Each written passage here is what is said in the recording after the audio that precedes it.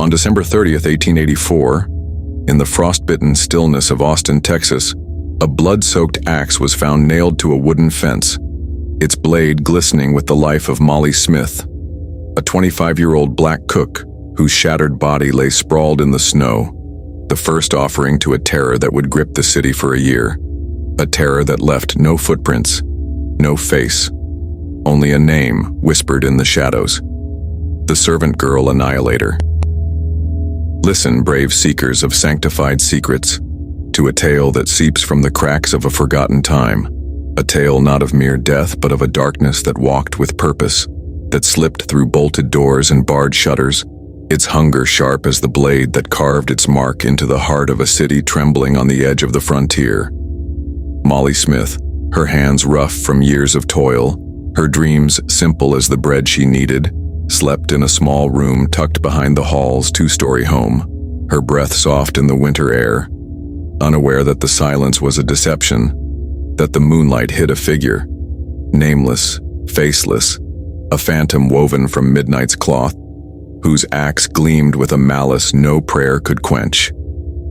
Her body, found at dawn, was no longer her own, dragged from her bed through the dirt, hacked to pieces, her skull split open like kindling, her flesh torn as if by claws, spiked to the fence in a grotesque mockery of sacrifice, her blood pooling in the frost, a crimson stain that seemed to pulse with a life of its own, whispering of a horror yet to unfold, a horror that would claim 7 women, 1 man, and wound 6 others, leaving Austin scarred by a nightmare it could neither name nor banish. Walter Hall, her companion, lay beside her, his head caved in by the same brutal force, his blood mingling with hers in the frozen earth. Their bodies a tableau of unspeakable cruelty, a message written in gore that no one could decipher but all would fear. The city woke to a chill that was not of winter, its gaslights flickering like fearful eyes, its streets heavy with a dread that clung to the skin, for Molly's death was no isolated tragedy, but the opening note of a dirge that would play through the nights of 1885, a dirge that carried the name of the Servant Girl Annihilator, a title not born in the press but in the pen of O. Henry, who saw in these killings a darkness that made the dull hours of the night tremble with a sinister life. Austin in 1884 was a city of ambition, its limestone buildings rising beside wooden shanties, its streets a patchwork of dust and dreams, a capital of 11,000 souls, clawing its way from the frontier's raw edge toward the promise of modernity, yet haunted by the ghosts of its past, by the blood of Comanche raids, by the scars of slavery, by the unrest of a South still licking its wounds from the Civil War. The air was thick with the scent of river mud and wood smoke, the nights alive with the hum of crickets and the distant wail of a train. But beneath it all was a deeper hum, a vibration felt in the bones, as if the earth itself stirred, restless, hungry.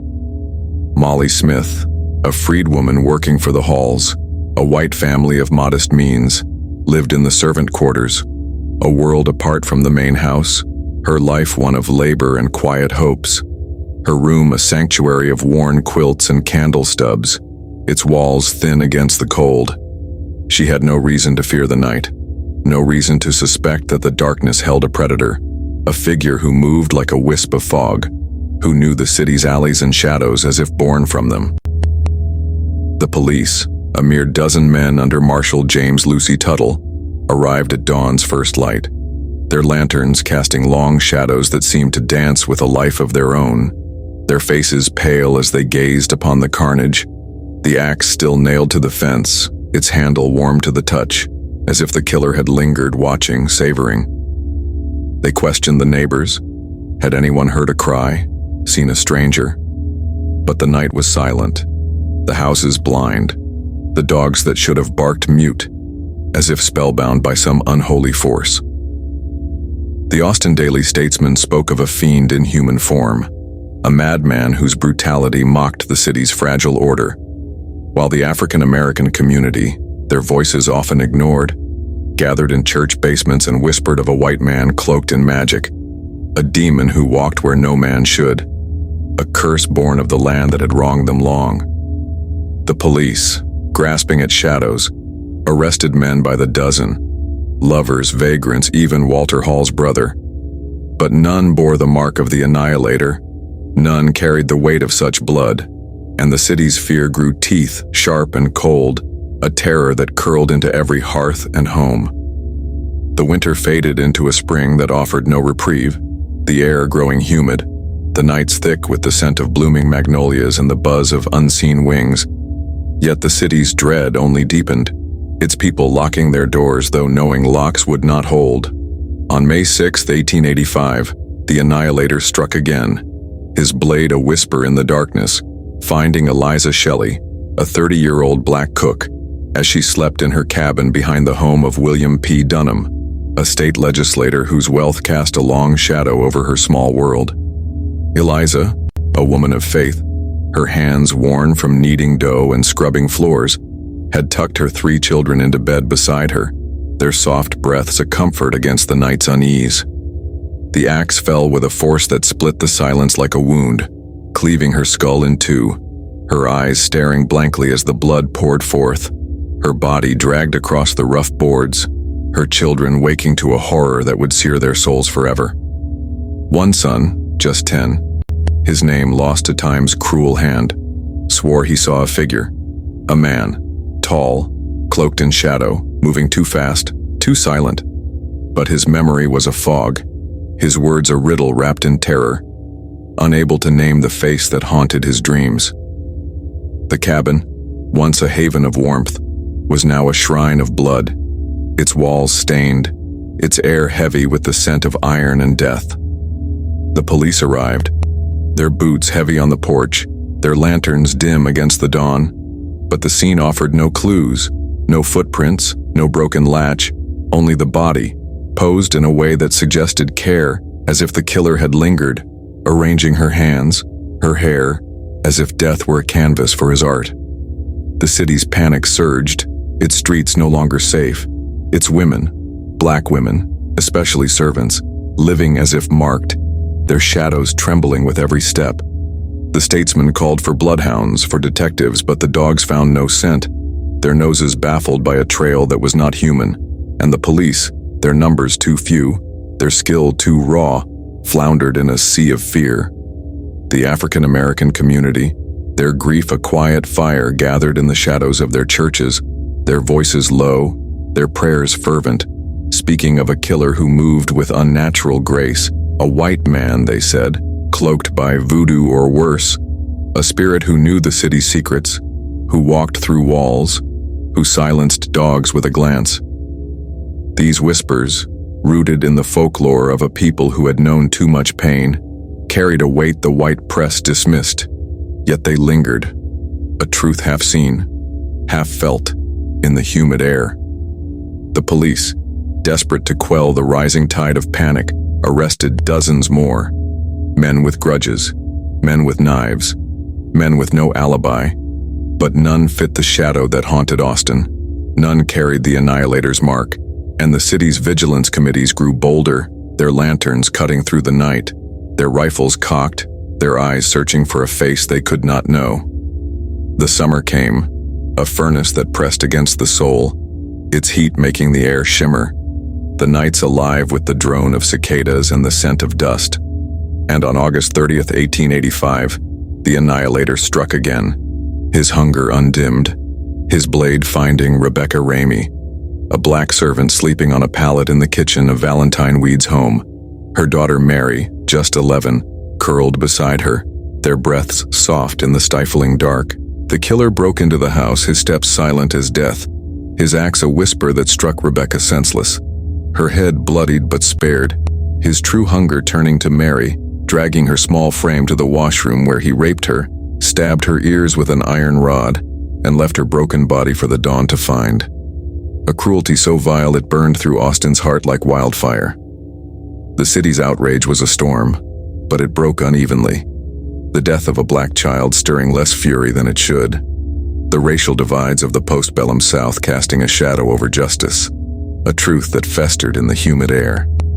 The newspapers, the statesmen and others, screamed of a monster, a devil, their pages dripping with gore, while the police, their hands empty, arrested more men, lovers, husbands, strangers. But none could be tied to the crime.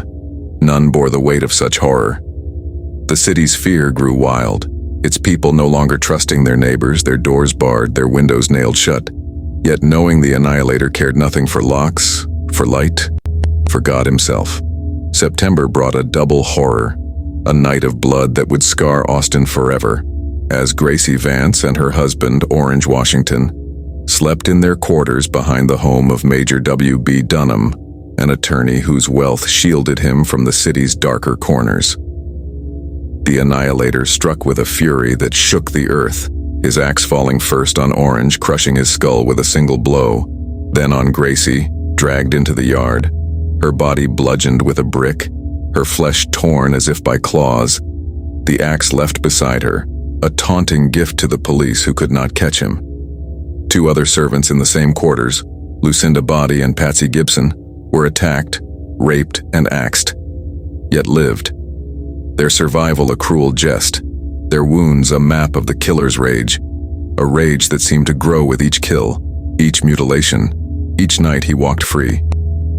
The yard was a slaughterhouse, the air thick with the scent of blood and fear, the ground soaked with a crimson tide that seemed to pulse, as if the earth itself drank deep. The police arrived at dawn, their faces pale, their hands trembling as they gathered the axe, its blade still warm, its handle etched with scratches that formed no words but seemed to scream.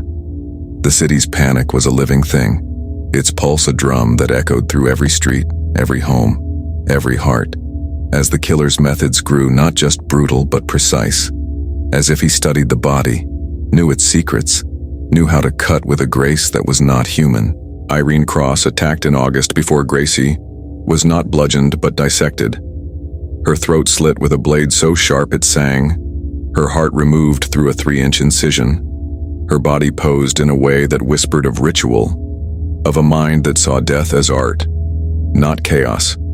The police, their numbers swollen to 20 by now, offered rewards of $1,000, hired bloodhounds from New Orleans, but the dogs found no scent, their noses baffled by a trail that was not of this world, and the city's moonlight towers, those iron giants strung with arc lamps, were planned in part to banish the dark he thrived in. Their light meant to hold back the night, but their glow only deepened the shadows, casting fingers that pointed to the tracks, to the woods, to the places where the Annihilator waited, his axe sharp, his eyes unseen. The city's fear was a fire, its people forming more vigilance committees, their patrols a desperate dance against the dark, their lanterns feeble, their rifles useless against a shadow that moved like smoke. The African-American community, their grief a quiet storm, spoke of a killer who was no man, but a spirit, a white man with voodoo in his veins, a demon who knew the city's secrets, who walked through walls, who silenced dogs with a glance, their whispers carrying a truth the white press dismissed, but could not silence.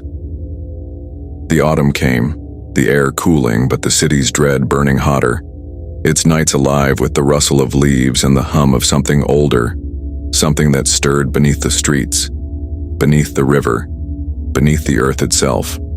By December 24, 1885, Austin was a city bleeding, its people trembling, their homes no longer sanctuaries, their beds no longer safe, their dreams haunted by the sound of an axe splitting bone, by the shadow that waited just beyond the light. On that Christmas Eve, the Annihilator struck twice, his hunger unbound by race or class, his blade seeking blood that would shake the city to its core.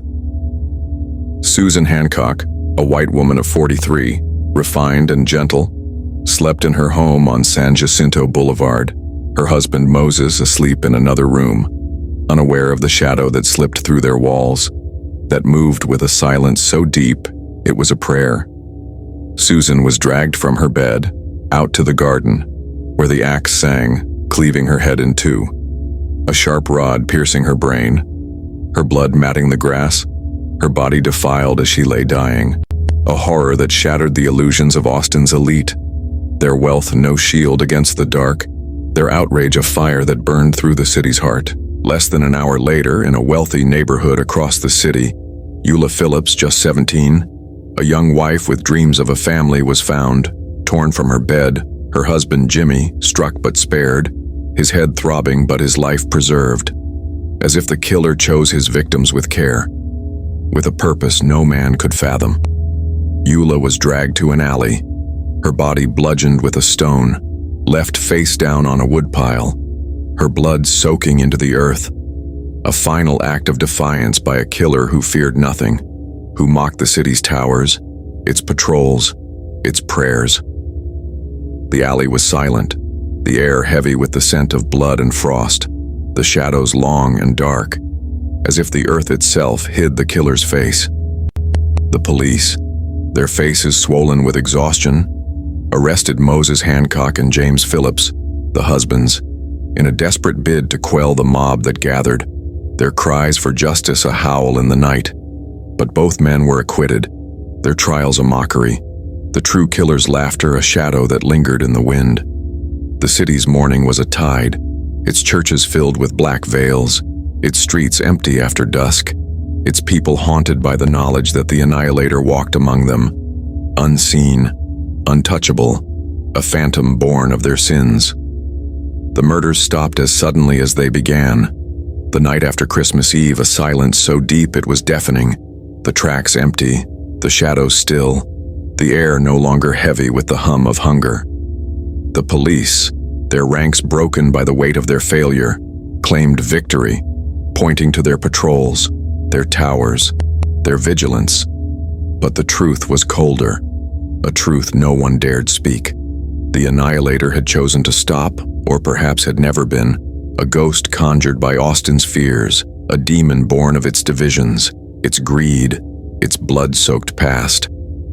The African-American community, their voices a faint echo in the city's clamor, spoke of a killer who lingered, a white man with magic, a spirit who waited in the shadows, his axe hidden but his hunger alive, their dreams haunted by visions of a figure cloaked in darkness calling their names. Others pointed to Nathan Elgin, a man killed in 1886 after a violent outburst, his profile matching the Annihilator's rage, his death aligning with the end of the murders, yet no proof tied him to the crimes. No blood on his hands, no confession, no relic to mark his guilt, only a shadow that fit his shape. The police records, sparse and crumbling, like leaves caught in a storm, offer no answers, only questions. 400 men arrested, from drifters to cowboys to a Malay cook named Maurice, once employed at Austin's Pearl House, their names fading into the fog of history, their faces blurred, their motives unknown. Some, even in 1885, looked eastward to London, where 3 years later Jack the Ripper would carve his own bloody path, his methods eerily similar. Blades, precision, mutilation, a shadow that vanished, and wondered if Austin's fiend had sailed across the sea, a theory born in 1888 when an Atlanta editor noted the parallels, a theory that lingers like a whisper in the dark, unproven, unprovable, a secret sanctified by blood. Stephen Saylor, in his novel A Twist at the End, wove a tale of these killings, placing O. Henry at its heart, a fictional lens on a real horror. But even he admitted the truth was lost, the scent cold, the mystery a wound that would not heal, its edges raw and bleeding. The moonlight towers still stand, their glow a faint echo of a time when Austin trembled, when beds were graves, when shadows hunted. The city rebuilt, its scars hidden beneath new streets, new homes, new dreams. But the ghosts lingered, their voices carried by the wind, by the stories, by the name O. Henry gave the killer, the Servant Girl Annihilator, a curse that clings to the humid air, a shadow that walks the tracks where no train runs. The victims: Molly Smith, Eliza Shelley, Rebecca Ramey, Mary Ramey, Gracie Vance, Orange Washington, Irene Cross, Susan Hancock, Eula Phillips, were more than names, more than blood. They were lives, dreams, hopes shattered by a blade that knew no mercy, their stories buried beneath the city's progress, their voices silenced, but not gone. Molly, with her laughter like a summer breeze, Eliza with her prayers for her children, Mary with her gentle hands, Susan with her quiet grace, Eula with her youthful dreams. They were Austin, and their loss was the city's loss, a wound that festers still in the dreams of those who listen, who walk the streets where they walked, who feel the hum beneath their feet. The city's myths grew darker, its folklore richer, as the African American community spoke of a killer who was no man but a spirit, a white man with voodoo in his blood, a demon who knew the river's secrets, who walked through the fog, who sang a hymn that was not a hymn but a call to the lost.